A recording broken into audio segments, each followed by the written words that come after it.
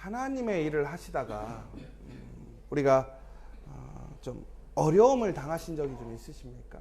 말씀대로 살다가 오늘 열왕기하 4장 1절부터 우리 7절의 말씀을 보면 한 여인이 오늘 나타납니다. 그 여인의 남편이 죽었는데 그 남편이 하나님 앞에 아주 경건하게 하나님을 섬기던 사람이었습니다. 그런데 그가 열심히 하나님의 일을 하다가 죽었는데 문제는 그가 혼자 죽는 것이 문제가 아니라 남아있는 자들에게 어려움이 생기게 되었습니다. 당연히 그 시대에 아버지가 죽는다면 상당히 큰 문제가 되겠지만 더 큰 문제는 이 죽었던 사람이 누구냐면 바로 선지자의 제자들 중에 한 사람이었습니다. 그런데 그는 아주 하나님 앞에 신실하게 그의 사명을 감당하다 보니까 세상에 빚을 지게 되었어요. 여러분, 우리가 교회에서 혹은 하나님의 일을 위해 우리의 열심으로 하나님을 섬기고 순종하는 것 참 중요해요. 그런데 여러분, 만약에 여러분의 집에서 여러분의 남편이나 아내가 자녀들이 빚내서 교회에 헌금한다고 생각해 보세요. 뭐라 그러겠어요? 아마 야 거기 이단 아니냐? 이렇게 얘기하실 것 같아요. 그런데 그런 어떤 좀 왜곡된 상황은 아닌 것 같고요. 오늘 흔히 얘기해서 오늘 이 죽은 남편이 누구일까를 좀 생각해 볼 필요가 있을 것 같습니다. 왜 그러냐면 우리 열왕기상 18장 3절에서 4절에 보면 아합이 하나님의 사람들을 겁박하고 죽이려 했던 상황들이 있었습니다. 근데 그때 이 한 사람이 나오는데 그게 누구냐면 오바댜라고 되어 있습니다. 오바댜는 여호와를 지극히 경외하는 자다라고 되어 있습니다. 그런데 이세벨이 여호와의 선지자들을 멸할 때 오바댜가 선지자 100명을 가지고 50명씩 굴에 숨기고 떡과 물을 먹였더라. 그러니까 아합과 이세벨이 하나님의 사람들을 죽이려 할 때에 이 오바댜라는 이 선지자의 제자들 중에 한 사람이 하나님을 지극히 경외했다고 되어 있어요. 그런데 그가 그 경외함으로 그런 어려움을 당하던 그 동료들을 위해서 50명씩 굴에 숨기고 그들을 먹이고 입혔더라는 것입니다. 여러분, 50명을 먹이고 입히는 일이 쉬운 일이 아니에요. 근데 특별히 이 오바댜는 누구냐? 돈 많은 부자도 아니고 우리가 흔히 얘기하는 교회의 전도사님이에요. 여러분 한번 생각해 보세요. 우리 우람전사님네 끊임없이 학생들이 와요. 그래서 방도 내어주고 밥도 먹여요. 그런데 그게 힘들어요. 한두 명 먹이는 게 쉬울 것 같죠? 그렇지 않거든요. 그런데 이게 100명이나 되는 사람을 먹이고 입히고 숨겨준다고 생각해 보세요. 돈 많은 사업하는 사람도 아니에요. 사역자란 말이에요. 부족한 사람이란 말이에요. 그런데 그 사람이 결국은 그들을 먹이려고 어떻게 되냐? 빚을 내게 된 거예요. 그리고 어려운 시기가 지나갔어요. 그런데 아이러니한 건 뭐냐면 그 어려운 시기에 선을 행했던 사람에게 남는 건 뭐예요? 빚밖에 안 남았다라는 거예요. 여러분, 이런 인생이 되십시오. 라고 하면 저주의 축복이에요. 다들 그렇게는 살지 말아야 되는데 이런 생각 들지 않으세요? 가능하면 다른 방법으로 살아야 되는데. 근데 안타깝게도 오늘 이 가부가 그런 상황에 처한 거예요. 남편이 정말 신실하게 그 누구도 뭐라 할 수 없잖아요. 정말 잘했다고 생각하잖아요. 그런데 나중에 문제가 생기고 그 책임은 호련히 누가 지느냐? 남아있는 사람. 그 중에서도 가부, 자녀들이 책임을 지게 된 거예요. 근데 더 안타까운 것은 그 가부의 아들이 지금 그 빚 때문에 종으로 팔려가게 생긴 거예요. 아무도 도와주지는 못합니다. 왜? 아마도 제가 봤을 때는 여력이 안 됐을 거예요. 우리가 이제 엘리사에게 찾아와서 그 상황을 설명하고 도와달라고 요청하는 과정 속에서 내가 너에게 뭘 해줘야 돼? 뭘 해줄 수 있기를 원하니? 라고 물어봅니다. 그런데 거기에는 두 가지 뜻이 있었어요. 하나는 뭐냐면 엘리사도 도와줄 능력이 없더라는 거예요. 그래서 어찌 보면 상당히 형식적인 이야기일 수도 있고요. 다른 하나는 상당히 적극적으로 도와줬다라는 두 가지의 관점이 있어요. 그 본문을 해석할 때. 그런데 이처럼 한 여인이 정말 하나님의 일을 위해서, 하나님의 사람들을 위해서 헌신했던 남편 때문에 어려움을 당해서 지금 그 그룹의 리더에게 찾아온 거예요. 그러니까 쉬운 예로 우리 교회에서 정말로 헌신하고 열심히 수고했던 사람이 저에게 찾아와서, 목사님, 우리 우람 전사님이 그렇게 열심히 하나님의 일을 해서 빚이 남아갖고 오늘 애들한테 그렇게 피해가 왔어요. 그래서 저에게 찾아온 거예요. 그런데 제가 어떻게 하겠습니까? 아마 제가 도울 수 있는 부분이라면 최대한 도울 수 있을 거예요. 그런데 제가 도울 수 없는 부분이라면 저 또한 마음은 안타깝지만 돕기가 쉽지가 않은 거예요. 바로 그러한 상황임에도 불구하고 오늘 이 여인은 의지할 곳이 없기 때문에 누구에게 왔느냐? 엘리사에게 찾아왔어요. 왜? 어찌됐든 간에 지금 말이라도 해봐야 되는 거예요. 지푸라기라도 잡아야 되는 심정으로 오게 된 거예요. 저는 오늘 이 말씀을 보면서 특별히 우리가 교회라는 곳이 어떤 곳일까? 교회라는 곳은 흔히 얘기해서 도움이 필요한 사람들이 도움을 얻는 장소는 아닙니다. 그러나 최소한 우리가 믿음의 형제, 더 나아가 하나님의 그 거룩하고 선한 일을 위해 힘쓰던 사람들이 공경에 처해졌을 때에 그들을 도울 수 있는 공동체가 돼야 된다고 생각해요. 왜 그러느냐? 여러분, 우리 교회가 특징이 하나 있잖아요. 뭐냐면 어제도 이제 우리 교회 성장대학원들이 와서 이제 이런저런 얘기들을 하고 교회 이야기들을 하다가 제가 우리 교회가 이제 교회 사람들이 등록을 하면 우리는 식구가 되었다는 개념으로 숟가락 젓가락을 줍니다. 이랬더니 어떤 한 목사님이 너무 좋대. 자기도 그거 해야 되겠대. 그래서 제가 그랬어요. 밥 먹을 때마다 생각나라고 주는 거라고. 그리고 우리는 하나님의 말씀을 나눠 먹는 믿음의 공동체, 가족입니다라는 거죠. 여러분, 가족이라는 게 뭡니까? 단순히 밥 먹는 게 가족이 아니잖아요. 가족이라는 것은 기쁨도 같이 하는 거지만 어려움과 슬픔도 같이 하는 게 가족이에요. 여러분, 교회라는 것은 다시 얘기하자면 그리스도 안에서 우리는 한 형제, 한 자매, 그냥 독립된 사람이 아니라 우리라는 믿음의 공동체가 되었고 그리스도 안에 가족이 되었다라는 거예요. 결국은 뭐냐? 교회는 바로 그 믿음의 공동체 안에 함께 주의 일에 힘쓰는 사람들을 지키고 보호하고 또한 지지해 줄 의무와 책임이 있더라는 거예요. 그런데 오늘 그 공동체는 안타까운 게 뭐냐면 그들을 지켜줄 만한 능력이 되지 못했다라는 거예요. 세상적으로 얘기하자면 엘리사도 여러분이 잘 아시잖아요. 엘리사가 뭐 하던 사람이에요? 소 키우던 사람이란 말이에요. 뭐 어찌 보면 부자였을 수도 있고, 근데 그가 모든 재산을 다 처분하고 주의 일에 참여했어요. 엘리사가 하나님의 부르심에, 엘리야의 부름에 응할 때 그가 어떻게 했습니까? 그가 가지고 있던 모든 재산을 다 어떻게 했어요? 사람들에게 다 나눠줘 버렸어요. 그러면 세상적으로 얘기했을 때 엘리사도 능력이 되지 않는 사람입니다. 안타까운 상황이에요. 마음은 도와주고 싶지만 능력이 되지 않는 상황이에요. 그런데 오늘 엘리사는 그 여인에게 물어봤습니다. 내가 너를 위하여 어떻게 하면 좋겠니? 여러분, 그런데 제가 아까 전에 방금 말씀드렸던 것처럼 여기에는 두 가지의 태도가 있는데 핵심은 근데 동일합니다. 내가 지금 현실적인 능력은 되지 않지만 그 여인의 어려움에 대해 관심을 갖는 거예요. 도울 수 있는 방법이 무엇인가를 찾는 거예요. 더 나아가서는 적극적으로 그 여인을 도와주기 위해 자신이 할 수 있는 최선의 방법을 행하더라는 거예요. 여러분, 믿음의 공동체라는 것은 이런 것 같아요.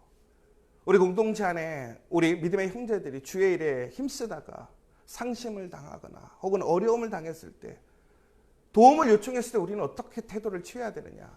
단순히 그에게 필요함을 채워주는 것 좋죠. 그럼 그렇게 되지 않을 때는 어떻게 해야 되느냐. 우선은 중요한 것은 그의 어려움에 귀 기울여줘야 한다는 거예요. 그러니까 그 문제를 해결하느냐 해결하지 못하느냐, 내가 줄 수 있느냐 없느냐는 두 번째 문제라는 거예요. 관심을 갖고 그 어려움을 공유해줘야 한다는 거예요. 여러분, 우리가 무엇인가를 함께 할 때요, 문제가 해결되지 않아도요, 마음이 나누어졌을 때 그 기쁨이 뭔지 얼마나 큰지 아시지 않습니까? 여러분, 근데 우리가 가장 힘들 때가 언제입니까? 내가 혼자라고 생각되어졌을 때, 내가 버림받았다고 생각되어졌을 때. 그러나 교회는 어떤 곳입니까? 오히려 버림받은 것이 아니라 함께하는 것이고, 우리가 함께 있다는 것을 알려주는 공동체인 거잖아요. 저는 우리 지저처치가 그런 교회가 됐으면 좋겠어요. 우리가 물질적으로 도와줄 수 있으면 좋죠. 그 문제를 해결해 줄 수 있는 능력이 있으면 좋죠. 그러나 능력이 없을지라도 우선은 그 아프고 상한 자를 안아줄 수 있어야 한다는 거예요. 들어줄 수 있어야 한다는 거예요. 왜? 하나님께서도 우리를 그렇게 안아주시고 들어주시기 때문에. 그런데 이 여인은 참 지혜로운 것 같아요. 왜 그렇습니까? 어디에 가야 답을 얻을 수 있는지 아는 여인이었어요. 무슨 얘기냐면, 현실적으로 이러한 문제가 생겼을 때는 그 문제를 해결해 줄 수 있는 근원적인 문제 해결점을 찾아가야 돼요. 돈 문제면 돈을 해결해 줄 수 있는 사람에게 가야 됩니다. 그런데 오늘 이 제자의 아내는 어려움 속에서 돈 문제가 생겼는데 누구를 찾아왔어요? 엘리사를 찾아왔어요. 여러분, 이런 이제 갑자기 막 돈 문제 생기면 다 저 찾아오라는 얘기는 절대 아닙니다. 그런데 중요한 게 저를 찾을 게 아니라 누굴 찾아야 되는 거예요? 하나님을 찾아야 한다는 거예요. 오늘 엘리사를 찾아왔다는 얘기는 무슨 얘기입니까? 누구를 의지하고 누구를 붙들려 왔다는 거예요? 하나님을. 왜 엘리사를 찾아왔느냐가 중요한 거 아닙니까?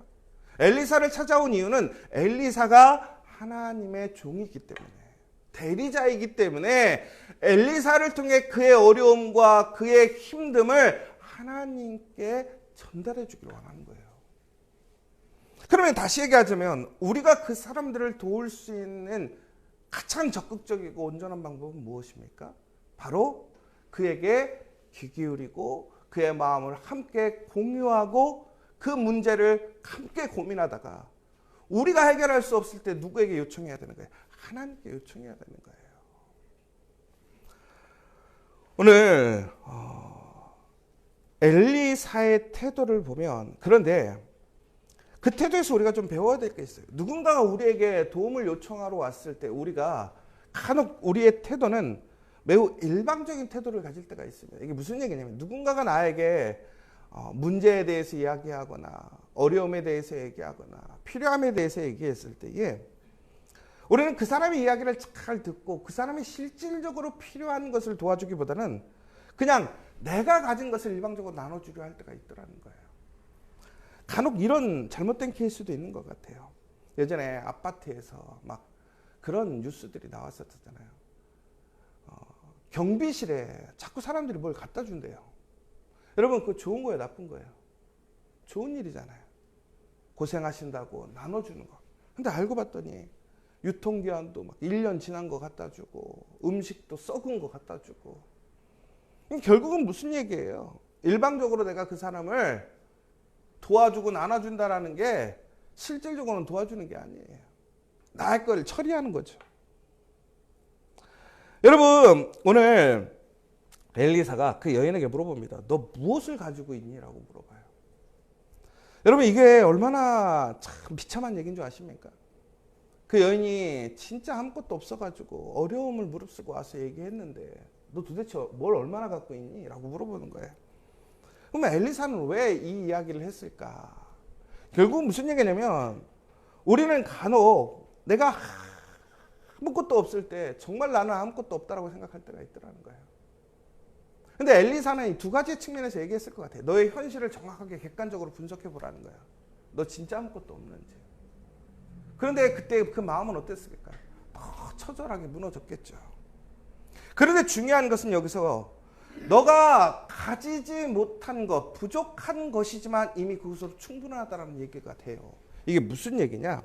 오늘 결론적으로 오늘 엘리사가 그 가부에게 무엇을 얘기하냐면 어떻게 도와주냐면 오늘 그 여인은 지금 분명히 그 빚으로 인해서 문제가 있었는데 엘리사는 무엇이라고 너 이웃에게 가서 빈 그릇을 다 빌려오라는 거야. 빌려올 수 있는 만큼 빌려오라는 거예요. 여러분 문제의 핵심은 뭐냐면 빚을 해결하는 거였어요. 돈이 필요한데 엘리사의 이야기는 뭐였냐면 빈 그릇을 이웃에게 빌려오라는 거예요. 이게 문제 해결점에 해결이 되겠습니까? 내가 원하는 답이 됩니까? 되지 않아요. 그런데 오늘 엘리사는 그 여인에게 그렇게 얘기합니다. 그런데 놀랍게도 그 여인은 순종해서 이웃들에게 빈 그릇을 다 모아 갖고 왔어요. 그러자 무엇이라고 얘기하냐면 너희 집에 마지막 남아있는 한 병, 기름 한 병이면 족하다라는 거예요. 이게 무슨 얘기냐면 그 기름을 이제부터 그 빈 그릇에 부으라는 거예요. 여러분 기름 한 병 빈 그릇에 채우면 몇 그릇 채울 수 있어요? 상식적으로는 한 그릇밖에 못 채우죠. 한 병에 부으면 한 그릇밖에 되지 않잖아요. 그런데 오늘 놀라운 것은 무엇입니까?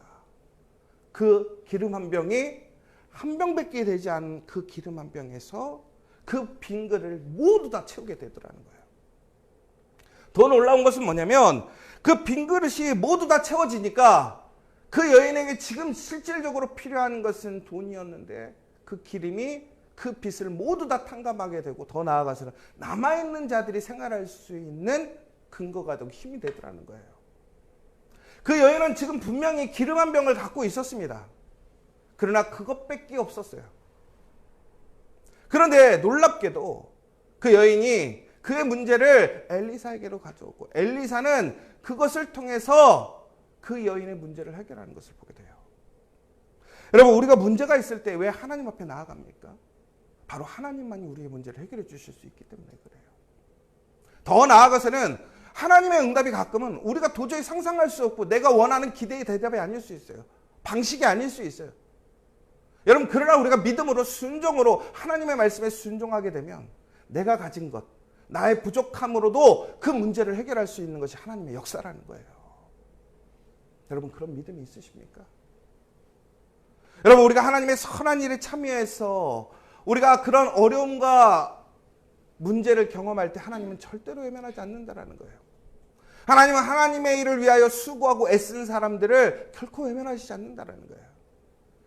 하나님께서는 역사하실 때 우리가 가지고 있는 그 작은 것 하나, 부족한 것을 통해서 차고 넘치고 풍성해지는 또한 그 문제를 해결할 수 있는 것을 주시더라는 거예요. 그러면 여러분, 그럼 우리가 가지고 있는 단순히 그 이수신진 그랬잖아요. 소인에겐 아직도 12척의 배가 남아있습니다라는 긍정적인 사고를 가지라는 게 아니에요. 하나님 앞에 나아가고 하나님 앞에 맡기면 세상적으로는 기름 한 병 남아있는 가장 절망적인 순간이지만 그 기름 한 병을 통해서도 하나님은 우리를 살리시고 그 모든 것을 해결하시고 문제를 해결해 보시는 놀라운 능력이 하나님이시라는 거예요. 그럼 우리는 어떻게 해야 된다는 거예요? 하나님을 철저히 의지하고 신뢰하고 믿고 나아가야 한다는 거예요. 여러분 문제가 있고 어려움이 있으십니까? 그러면 하나님께 나오십시오. 그리고 하나님께서 우리에게 그 선한 손길로 도움의 손길을 주실 때에 의심하지 마십시오. 그 여인의 빈 그릇은 결코 어떻게 채워질지 몰랐어요. 무엇이 채워질지 몰랐어요. 그러나 하나님은 하나님 앞에 그렇게 순수하게 성실하게 그 온망과 정성을 다해서 수고하고 애썼던 그 가정을 하나님은 외면하시지 않고 그 가정을 지키셨어요. 여러분 그러므로 주의 일에 힘쓰십시오. 주의 일에 기쁨으로 참여하십시오.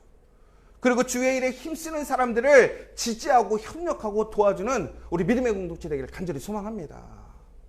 저는 우리 지저처치에서 이처럼 그 어떤 사람도 외면당하거나 상처 입거나 혹은 주의 일에 힘쓰다가 결국은 낭망하고 쓰러지는 것이 아니라 오히려 그래서 더 큰 하나님의 은혜로 하나님의 도우심으로 회복되어지고 이루어질 수 있는 진정한 믿음의 공동체 우리 믿음의 사람들 되기를 간절히 소망합니다.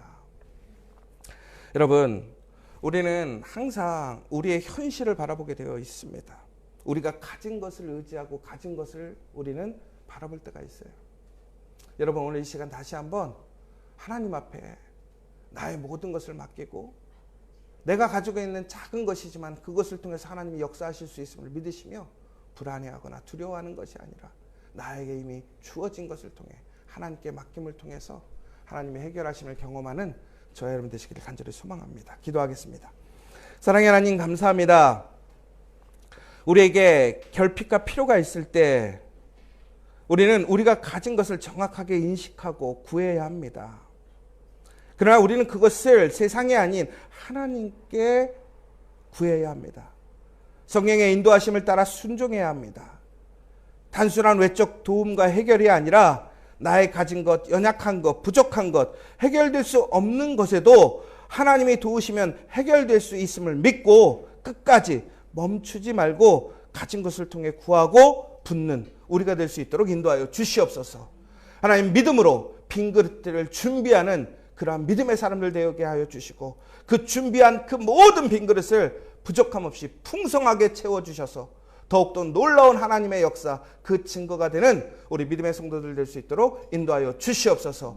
오늘 이 시간 그 빈 그릇들을 하나님 준비하고 하나님께 기도하는 우리 믿음의 성도들이 있습니다. 하나님 각 가정마다 그 일터마다 그 빈 그릇들이 준비되어 있으니 하나님 차고 넘치도록 부어주시고 문제를 해결하시고 도우시고 살려주시옵소서. 예수님의 이름으로 기도합니다.